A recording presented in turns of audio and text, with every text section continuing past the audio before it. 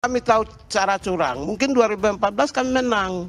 2019 kami menang kalau kami tahu cara curang. Jadi bayangkan. Jadi yang disebut kecurangan itu bukan sekedar data kuantitatif, tapi perspektif orang tentang persoalan pertama pintu masuknya. Jadi saya terus mengatakan bahwa curangnya itu dimulai dari pintu masuk Mahkamah Konstitusi. Udah. Dia kan harus membuktikan kecurangan itu terjadi di mana. Tapi satu poin, asal mereka bisa membuktikan. Indikasi-indikasi kecurangan kalau kita menggunakan terminologi undang-undang dan hukum sulit untuk dibuktikan. Tapi kalau pakai parameter-parameter persepsi publik, common sense, saya kira kecurangan-kecurangan, indikasi-indikasi kecurangan itu banyak dan nyata. Misalnya soal politik uang. Dalam undang-undang itu disebutkan bahwa politik uang itu adalah memberikan uang dan barang untuk mempengaruhi pemilih. Kalau memberikan uang dan barang, niatnya ingin masuk surga, itu bukan politik uang. Dan itu yang terjadi di depan mata kita. Kalau ada calon ngasih sembako, ngasih kerudung, ngasih uang, dan tidak diniatkan untuk mengajak sang calon, tidak berkampanye menyampaikan visi misi untuk yang calon, sampai kiamat sekalipun dibawa ke Bawaslu, dibawa ke Mahkamah Konstitusi, ini dianggap bukan sebuah pelanggaran. Dan kerusakan sekarang ini menurut saya bukan lagi pada level elit, tapi sampai ke bawah. Ya, dalam pemilu ini ya, kita itu berkampanye menjelaskan ideologi perjuangan partai segala macam, sia-sia. Kita bina satu desa, kita bikinkan segala macam semuanya, sia-sia. Yang paling penting itu besok nyoblos, Anda kasih saya uang berapa. Itu yang terjadi sekarang. Dan yang terjadi itu saat ini, kalau ada calon ngasih minum gratis, makan gratis, kerudung gratis, jangan pernah berharap ini dianggap sebagai sebuah tindakan pelanggaran pemilu kalau tidak disertai dengan kampanye dan ajakan. Ini salah satu. Kasih tapi tidak ada ajakan.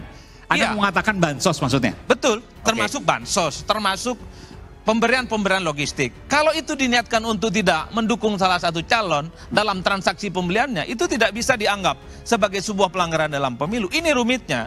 Saya selalu mengatakan di depan siapapun, termasuk mahasiswa di kelas, DPR dan pemerintah ke depan harus membuat regulasi yang jelas soal politik uang. Satu, politik uang memberikan kerudung. Niat nggak niat ngajak itu adalah pelanggaran dan bisa didiskualifikasi. Yang kedua, ngasih beras, ngasih susu. Sekalipun itu niatnya lillahi ta'ala ingin masuk surga, itu anggap sebagai sebuah temuan dalam pelanggaran. Atau batasi. Bagaimana pemberian itu tidak boleh dilakukan jelang pemilu. Ini kan problemnya rumit, bantuan sosial banyak.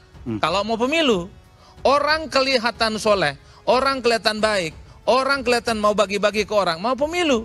Yang ingin saya katakan adalah, jangan pernah berharap bahwa tuduhan-tuduhan kecurangan, tuduhan-tuduhan dan indikasi terkait dengan pelanggaran pemilu di 2024 itu bisa diungkap di KPU, di Bawaslu ataupun di MK. Mahkamah Konstitusi. Satu-satunya cara memang ada oase di kita. Proses politik apa itu? Soal hak angket. Kapan angket ini secara resmi akan diajukan ke DPR? Sekarang ini mau angket yang kecurangan pemilu. Kapan mau dilakukan? Angket nih kapan nih? 1 dan 3 ini kan imannya sudah sama. Imannya sudah sama. Saya udah kata dari tadi ngomong hak angket ini. Pemilu kali ini paling buruk atau 2019? Bisa dijawab juga oleh Bang Rocky. Apa pertanyaannya, Pigai? Saya mau jebak. Ya, jebak aja coba. Ini saya jawab dulu. Saya mau jebak, pemilu kali ini lebih buruk dari 2019 kah? Parameternya buruk, lebih buruk dari. Problem kita jujur atau tidak pemilu hari, bukan dibandingkan. Iya, ada 800.000 TPS, dibulatin aja itu. Gak ada yang bermasalah emang, baik-baik aja. Hanya ada satu TPS yang bermasalah, TPS di Mahkamah Konstitusi. Yang surat-suaranya dicoblos Jokowi langsung di situ. Saya tidak bisa. What?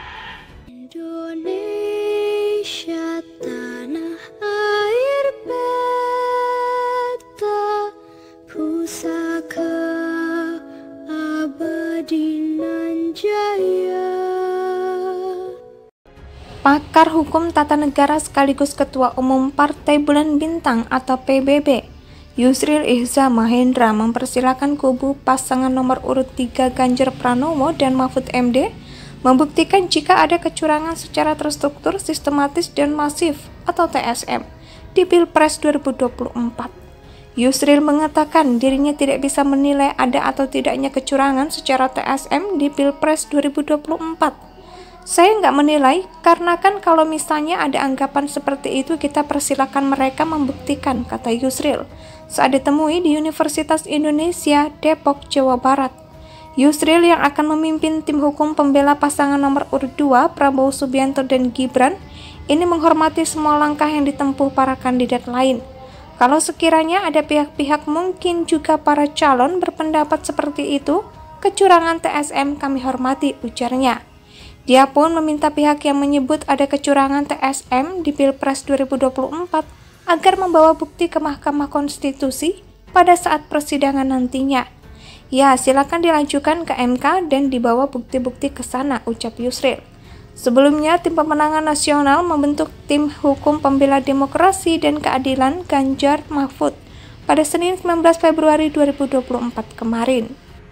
Pakar Hukum Tata Negara sekaligus Ketua Umum Partai Bulan Bintang atau PBB, Yusril Ihza Mahendra mempersilahkan kubu pasangan nomor urut 3 Ganjar Pranowo dan Mahfud MD membuktikan jika ada kecurangan secara terstruktur, sistematis, dan masif atau TSM di Pilpres 2024. Yusril mengatakan dirinya tidak bisa menilai ada atau tidaknya kecurangan secara TSM di Pilpres 2024. Saya nggak menilai, karena kan kalau misalnya ada anggapan seperti itu kita persilakan mereka membuktikan, kata Yusril saat ditemui di Universitas Indonesia, Depok, Jawa Barat.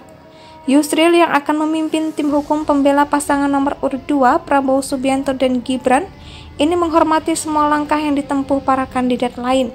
Kalau sekiranya ada pihak-pihak, mungkin juga para calon berpendapat seperti itu, kecurangan TSM kami hormati, ujarnya. Dia pun meminta pihak yang menyebut ada kecurangan TSM di Pilpres 2024 agar membawa bukti ke Mahkamah Konstitusi pada saat persidangan nantinya.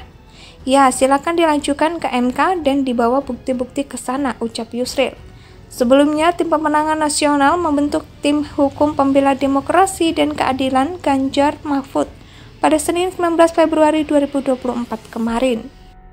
Pakar Hukum Tata Negara sekaligus Ketua Umum Partai Bulan Bintang atau PBB, Yusril Ihza Mahendra mempersilahkan kubu pasangan nomor urut 3 Ganjar Pranowo dan Mahfud MD membuktikan jika ada kecurangan secara terstruktur, sistematis, dan masif atau TSM di Pilpres 2024.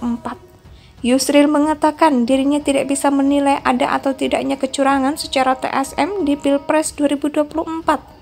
Saya nggak menilai, karena kan kalau misalnya ada anggapan seperti itu kita persilakan mereka membuktikan, kata Yusril saat ditemui di Universitas Indonesia, Depok, Jawa Barat. Yusril yang akan memimpin tim hukum pembela pasangan nomor urut 2 Prabowo Subianto dan Gibran ini menghormati semua langkah yang ditempuh para kandidat lain. Kalau sekiranya ada pihak-pihak, mungkin juga para calon berpendapat seperti itu. Indonesia sejak dulu kala tetap dipuja-puja bangsa.